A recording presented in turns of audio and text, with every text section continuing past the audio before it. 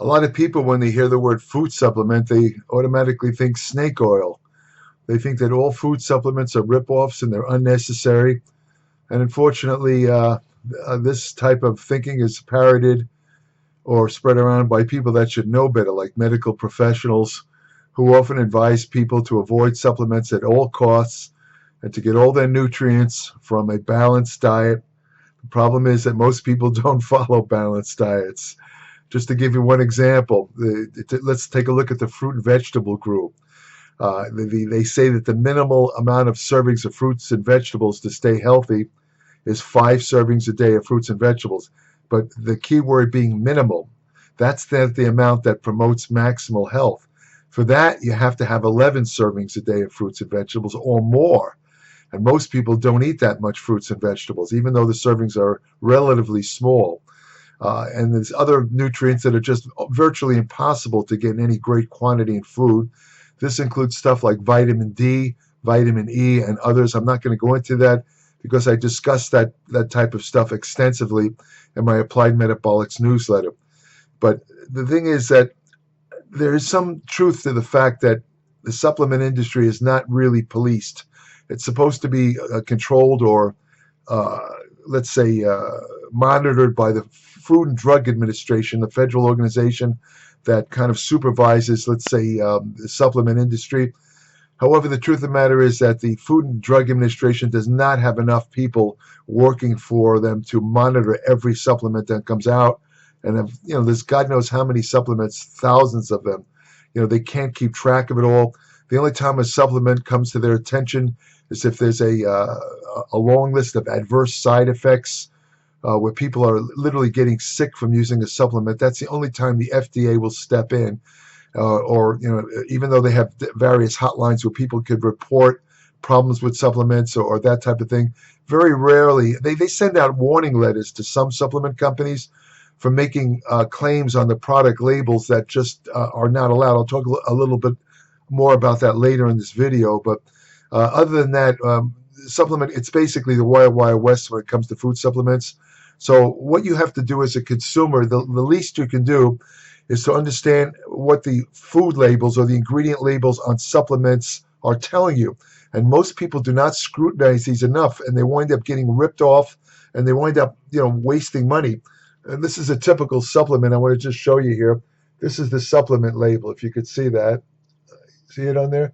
Now you see on the top, it's listing the percentage of nutrients, and then the bottom there, the small print, it says proprietary blend, which I'll talk about later. It has a whole bunch of various ingredients. You see it? Whole bunch of various ingredients. Now, many people, like I said, many people who use various types of food supplements don't bother to look at the ingredient labels, but they should, because information can inform you. The information on the product labels can inform you as to whether you bought a quality product that got ripped off. A lot of times you can tell just by reading the labels. You could, you can look at the ingredients. You look at the amount of the ingredients. It can give you a good idea whether it's a quality supplement. And you don't really have to have a huge nutritional scientific background. You can just use common sense to figure this out. Now, the supplements, of course, come in various forms, including tablets, capsules, liquids, pills, powder, time released. All of these are various forms of supplements, but they all have the product label. This was decreed by the U.S. government. Every supplement has to have a supplement facts portion on the label, where they list the amount of nutrients according to certain standards, which I'll tell you in a minute, and also have to list the order of ingredients, the ingredients in order of product content, meaning the greater the content, the greater the ingredient in any product, the earlier it appears in the ingredient list. As you go down the list, the last ingredient on any label is the ingredient that's contained the least in any product. See, a lot of people, for example, worry about artificial sweeteners in some, let's say, supplements, protein supplements, whatever. But, excuse me, in almost every case, you'll see that the listing of any kind of artificial sweetener is just about last thing on the label. And what that means is the product contains very little of it, minuscule amounts. That's not going to affect anybody. Even if you have a problem with artificial sweeteners, it's too little to do anything. It's just enough to give the product a slight sweetness taste. And the product still doesn't taste sweet because it contains very little of the artificial sweetener. It's important to keep in mind, as I said, that the Food and Drug Administration doesn't regulate the safety or effectiveness of supplements the same way it monitors drugs. The Food and Drug Administration was established back in 1936 mainly to look at and examine and approve the release of various drugs. It's much more concerned with drug safety. They consider drugs, which is true, drugs being far more dangerous or potentially toxic than any food supplement. So the food supplements are kind of like, no big deal. We won't worry about that. That's basically the attitude of the FDA, unless, again, too many cases come to their attention of adverse effects. It's the only time they do anything. There's no guarantee, because of the FDA not really monitoring anything, there's no guarantee that a supplement is produced according to specific quality standards or that it remains consistent from batch to batch. This is particularly a problem with herbal supplements. What's in one pill of a certain herbal supplement can contain twice as much active ingredient as the next pill in the same bottle, unless it's standardized. That's why when you buy herbal supplements of any kind, whether it's ginseng or anything else, you want to look for something that's standardized for the active ingredients. That means each pill contains the same amount of active ingredient. If it isn't standardized, it could vary widely. It could vary from nothing to too much in each different pill. The supplement facts label includes most of the basic information about a supplement, including the serving size, number of servings per container, ingredients in the product, and amount of each nutrient that it contains. Now, related to this, there are certain powders I've seen. I've actually purchased some whey protein where the scoop was immense. I mean, it was like really huge. I mean, so even though the can is normal size, and by the way, the cans are never filled to the top. They're always filled to like maybe 70% of capacity, and the scoops sometimes are gigantic. So you actually get very few servings, even though the bottle looks fairly big. You still don't get that many servings. So that's something to look at. This can tell you how much. This information can tell you how much to use of the best single dose of any supplement. For vitamins and minerals, this is usually listed as on the product label. It's listed as the percent daily value, which is based on the estimated nutritional needs of someone who's on a 2,000 calorie diet. Now think about it. If you're not eating 2,000 calories, it's not even applicable. Or if you're eating much more calories than that, 4,000, 5,000, again, not applicable. For example, if a product contains 50% of the daily value for a specific nutrient, this means that it contains approximately 50% of the amount that most people need for the entire day. Again, that's based on the daily value. It's not the maximal health dose. It's the amount that's thought to be safe. That's it. It's not, this percentage is not considered the optimal dose, let's say. It's only considered the dose that's considered safe for most people. It's also important to look at the ingredient portion of the product label. The ingredients are listed in order of content, as I said, from the greatest to the lowest. You want to check carefully for ingredients like fillers, sweeteners, preservatives, and additives, all of which will be listed on the label. An example of this are whey protein supplements that have added amino acids such as glutamine or branched chain amino acids. In fact, whey is naturally rich in these amino acids, so there's no reason at all to add them to the supplement unless you're diluting the supplement. I think some people call this, what's the term, amino acid dusting or something like that. But basically, there's no reason to add them to the supplement, additional amino acids.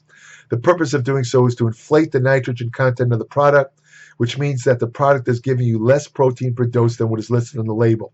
For example, a scoop of whey that has added amino acids like glutamine, taurine, or branched chain amino acids, if the scoop of whey is listed in the ingredient label as providing 25 grams of protein, because of the added aminos, it can actually be providing only 15 grams or less protein per portion. This practice allows unscrupulous supplement purveyors to make a greater profit at the expense of at consumer expense. A few of the more common additives found in supplements include cellulose, stearic acid, gelatin, soybean oil, maltodextrin, potassium sorbate, silicon dioxide, citric acid, titanium dioxide, soy lecithin, magnesium stearate, and sorbitol. Some of these are what they call binding ingredients, especially in the tablets. They're added. They're basically inert. I mean, they're not found in any great quantity in these supplements, but they're needed to keep the supplement, the pill together. Without it, without, for example, magnesium stearate, without it, the pill would literally fall apart. So they have to add something as a binder to keep it together. It's not so much a factor, obviously, in powders or liquid supplements. Supplements may also contain artificial colors, sweeteners, or flavorings, all of which have to be indicated on the label. So if that's a concern to you, look for that. It'll tell you if it's artificial or natural. If you're not sure the contents of any supplement, or the ingredients or the potency of any supplement, contact the company that sells the product and request a certificate of analysis. If they refuse to supply such information, the product is likely of low quality or the contents don't match the label potency. There's no reason that they can't supply that information if it's a legitimate product. Most people never request that information, so they're not used to giving it out, but they should. And if they don't, there's something funny going on. Many products use certain terms on product labels. An example of this is natural, which means the product doesn't contain anything artificial or synthetic. So, for example, if a product had the word natural, all natural on the label, and then you look on the ingredient list and it has artificial sweeteners, it's not natural. That's just common sense. Another popular term is organic. Organic literally means made of carbon, but in relation to food and supplements, it means that the product probably contains organic plants that are grown without the use of any genetically modified organisms or GMOs or prohibited substances, including synthetic fertilizers or pesticides. Organic animals are fed organic feed and not administered hormones or antibiotics. Although making health claims for any product is illegal, many products nonetheless make such claims, especially bodybuilding products. They can include claims for building muscle mass, and they show, this has been done for 60 years. You'll see let's say a protein product or a weight gainer, and they have Mr. Olympia holding the can, implying that this product gave me this body, which of course is completely nonsensical to anybody that has more than a single digit IQ. But that's what they try and portray. It's not honest at all. Or some of the so-called testosterone boosters, they try to make claims that they're as potent as anabolic steroids. And I'm telling you right now, there's no legal product on the market that can equal the potency of anabolic steroids. None. If they're saying that, it's a lie and it's misleading. Supplements that claim to offer results comparable to those of prescription drugs or offer risk-free trials. Now, the risk-free trials you got to be careful of.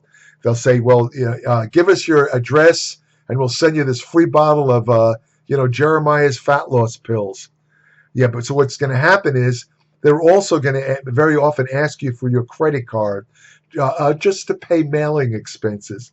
What they're really doing is once you give them the credit card, they're going to keep sending you and charging your card every month. Keep sending you the product whether you like it or not until you call them up and ask them to cease and desist. Many times they'll still send it to you.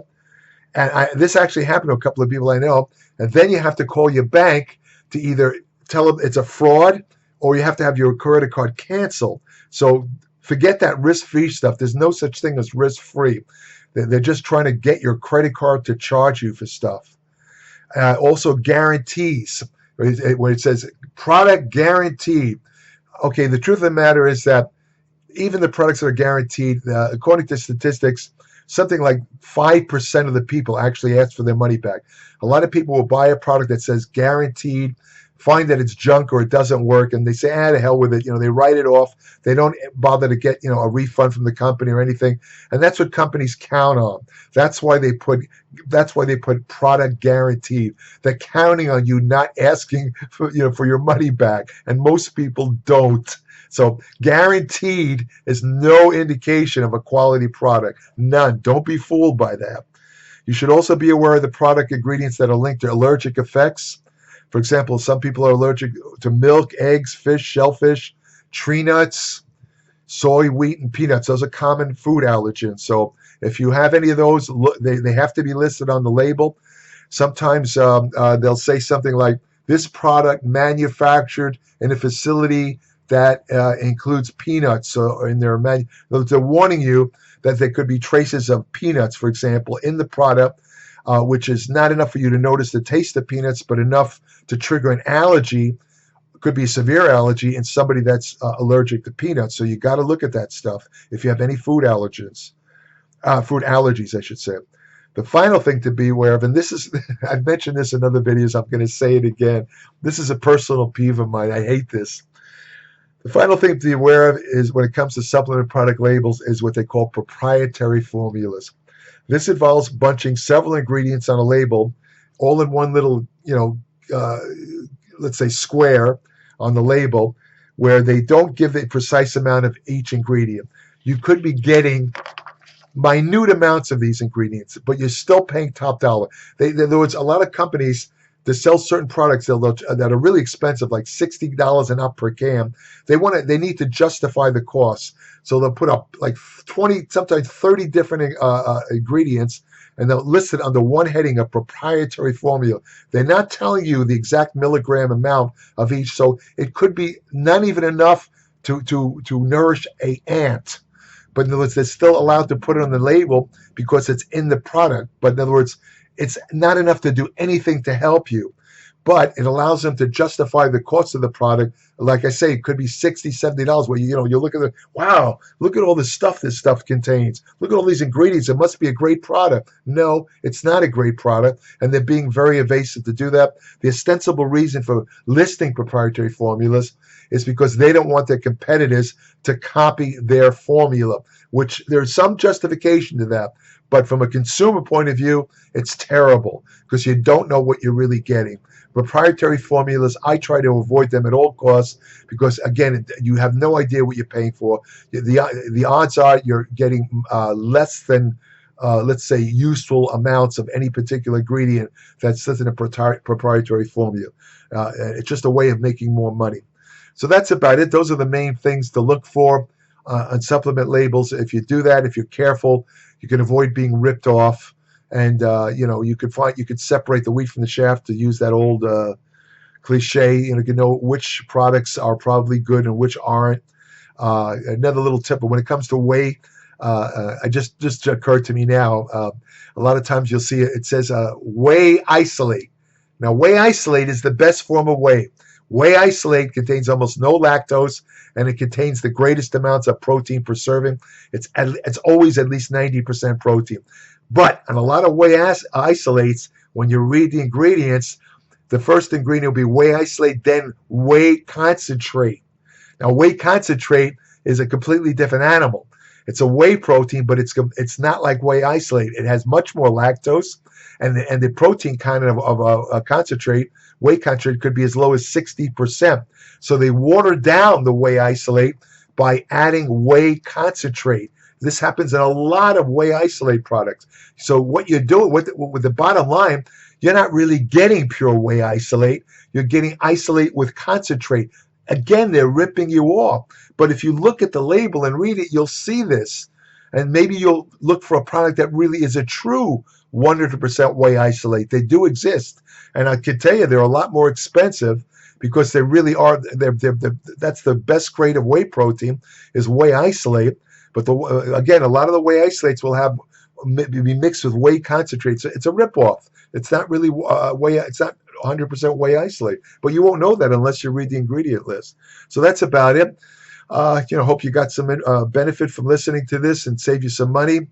And if you want to have the most in-depth information on nutrition, exercise science, ergogenic aids, anti-aging research you can use today, fat loss techniques that really work, supplement science, including which supplements work, which ones don't, which ones are ripoffs, women's health and fitness, hormonal therapy. All of this is included in my Applied Metabolics newsletter, www.appliedmetabolics.com. 30 to 50 pages every month. There is no digital publication that I know of that can match the content of my Applied Metabolics newsletter for many reasons, including my own length of experience, which is 58 years. Nobody can match that, including experience academically, researching, and being in the trenches, being in the actual gym. I'm not an armchair philosopher who just writes about working out. I work out myself. I know what works and what doesn't in that area, and I impart this in my newsletter also. So again, subscribe today, www.appliedmetabolics.com. When you subscribe, I'll send you an invitation to join my private Applied Metabolics Facebook page, where each day I post new information on nutrition, exercise science, general health, and medicine, only for current subscribers. It's a private group. I also have an email portal on my Applied Metabolics webpage, again, only exclusively for current subscribers, who could send me a short email asking me short questions or comments on anything they might have read in the newsletter or anything else they want to know about. I don't answer unsolicited questions. I don't do that.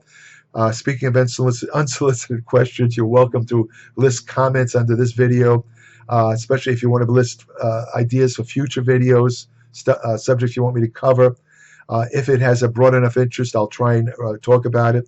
But I don't answer comments. I generally don't answer comments left under the videos because I don't have the time. I figure that the people that are supporting my work are going to get they're going to get special preference. So I will answer their questions, but I'm not going to answer questions. I just don't have the time.